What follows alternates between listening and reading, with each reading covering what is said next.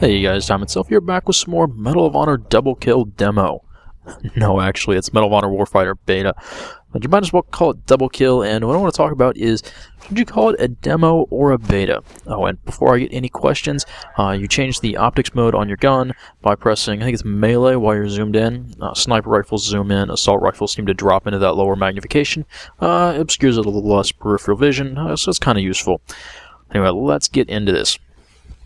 When they announced that there was going to be a beta for this game, there was some rumbling that it was going to be just an early release demo and not actually a beta. Oh, I wouldn't mind getting my hands on a pre-release copy of the game. This certainly seems to be a beta and not a demo. Now, we know that when games come out, we expect to get continued support, bug fixes, updates, that sort of thing, but on release, we expect the game to be generally playable. The thing is, in this beta, I have a lot of pretty much game-stopping issues. So things like getting kicked out of matchmaking. You get kicked out a lot between games, but even during the game. I've had the game freeze. I generally have a real pain in the ass having matchmaking work for me. I'm often not in the fire team with the person I wanted to be with. And so these are issues that I can see, yeah, you would want to have a multiplayer kind of stress testing beta for. They're issues that need to be worked out before release.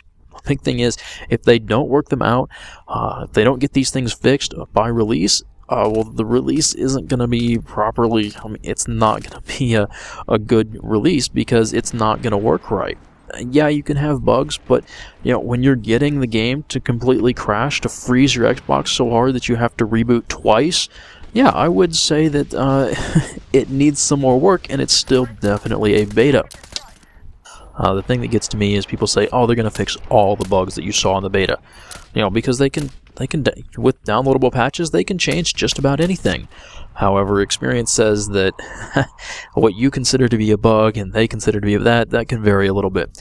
And in general, I would restrict what I expect to see fixed to things that would be addressed by a multiplayer beta. So again, freezing, and especially connectivity issues, and matchmaking. Those are things I want to see fixed. And to think that, oh, just because I don't like the way some things happen, maybe I don't like the gun balance, to think they're going to change that, well, I will believe it when I see it. But if you did want to call it a demo, this would be a decent demo, and especially you would want a multiplayer demo of a game that you're primarily going to be playing in multiplayer. And so to put that on one map and say, here you go, have a fun, try it out, see how you like it, that would actually make a lot of sense for a demo. And that it has bugs and it's actually called a beta, it'd be a little bit more forgiving of some issues.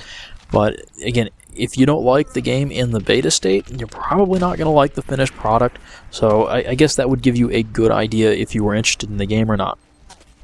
Fair enough, you can see some demo elements, but this is something they definitely need to playtest on a slightly larger scale in order to work out some of the very significant issues they're having. Now the thing is, if you're not one of the huge games like a Call of Duty, and you don't want to spend obscene amounts of money on marketing, and word of mouth is great, what's the best way?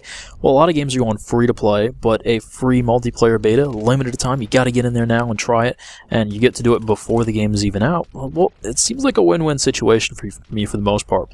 If you don't like the game, hey, that's the problem. For me, the big issue comes if you find bugs and they're not fixed. World at War had a lot of getting under the map stuff. They fixed some of it, but it kept cropping up. And this game with the matchmaking, if they don't fix the matchmaking, I keep telling myself I'm enjoying it, but if they don't fix the matchmaking, I know, like Battlefield 3, it's going to cause so much frustration that I just want to quit playing it. So for me, I'm looking for them to fix stuff, and then I'll actually try and make a judgment.